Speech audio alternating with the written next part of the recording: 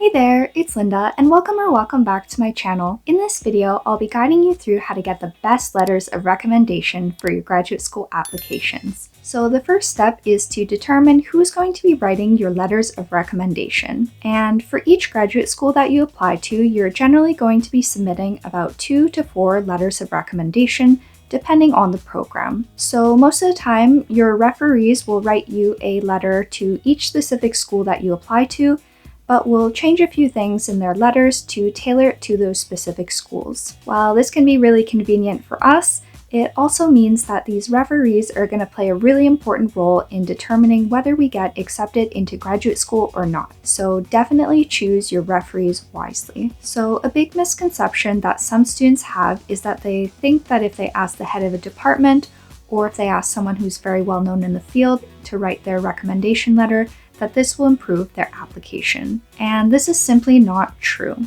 Instead, you should really ask someone to write you recommendation letters if they have seen you in a professional or academic setting and they're familiar with your work and can comment on it in great detail. This will ensure you get a strong letter of recommendation, which is a lot more important than having a recommendation written by someone who's well known in the field. So a weak letter of recommendation will make you stand out, but in a negative way. And this is because the admissions committee is really going to wonder why your referee said you were an okay or average candidate, rather than saying that you're an amazing or the best candidate. So in terms of who to ask for these letters, generally you want to ask professors or research supervisors, or people you've worked with in the field in a professional capacity. And sometimes students have trouble finding referees to write these letters for them because maybe they went to a large public university and you didn't really form close relationships with professors. Another option in this case is to talk to graduate teaching assistants who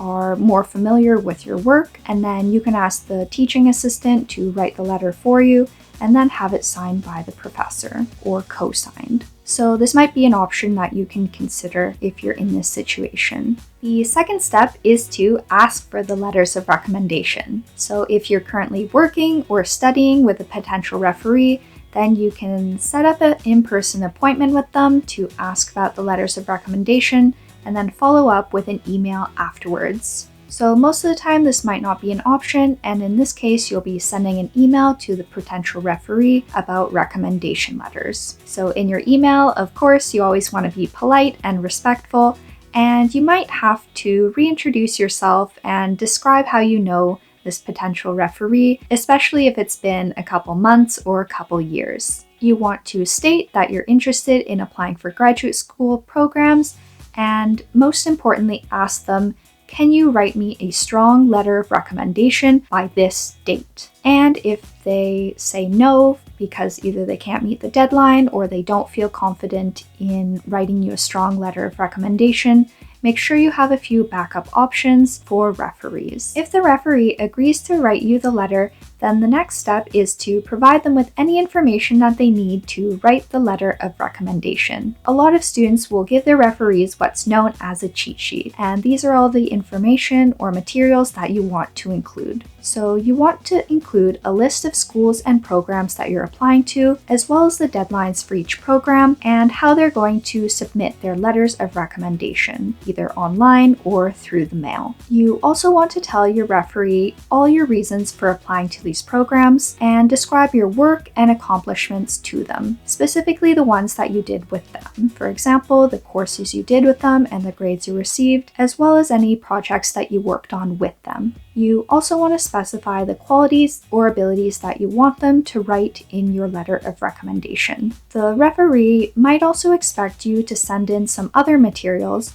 including your CV and resume, your unofficial transcripts, your research statement, as well as your personal statement. So yes, that is a lot of information, but the more information your referee has, the better and more specific letter of recommendation they can write for you. One of my referees only agreed to write this letter of recommendation for me once he received all of these materials. And this was because he really wanted to ensure that he could write me a strong letter of recommendation and that he could say that I was an excellent candidate for the programs I was applying to.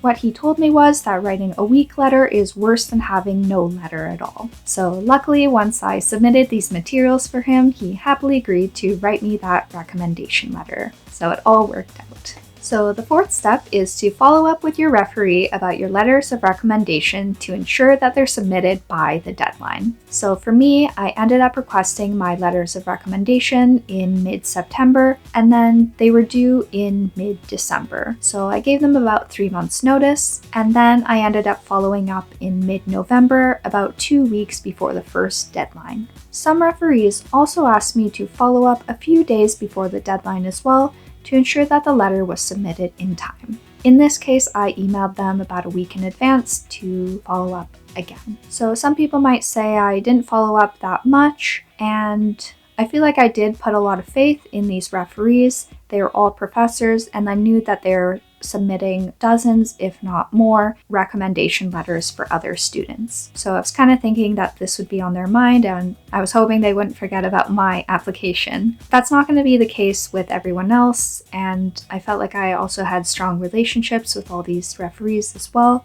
So there isn't any hard and fast rule about how often you want to follow up, but it's going to be a balance between following up too much and not following up, and then they end up forgetting about your letter. So I'd love to hear if you have any experiences or if you've heard anything about how often you should follow up, because I'm sure a lot of people have this question. And so if you have an idea or have any tips, please be sure to let us know in the comments. So something else I want to mention is sometimes referees will actually ask you to write a draft of your recommendation letter for them, and then they'll kind of revise and edit and add their own personal writing style to this letter. So that's another way that it can be easier for the referee to agree to write your reference for you. With many applications being done online now, you'll also be able to check if your referee has submitted their application through the online portal, or you might receive an automatic email when the letter is submitted. So check if your program has that, and then in that case, there's not really going to be a reason to follow up if you've seen that the referee has already submitted your letter of recommendation. The last step is to thank your referee for writing you the letter of recommendation. You can write them a heartfelt thank you email and let them know that you'll give them an update once you hear back from the schools, and that you'll let them know if you've accepted any offers. In some cases, depending on the relationship you have with this person, you might also consider giving them a small token gift, such as flowers or chocolates or a handwritten thank you card. Remember that writing these letters of recommendation can take a lot of time and energy,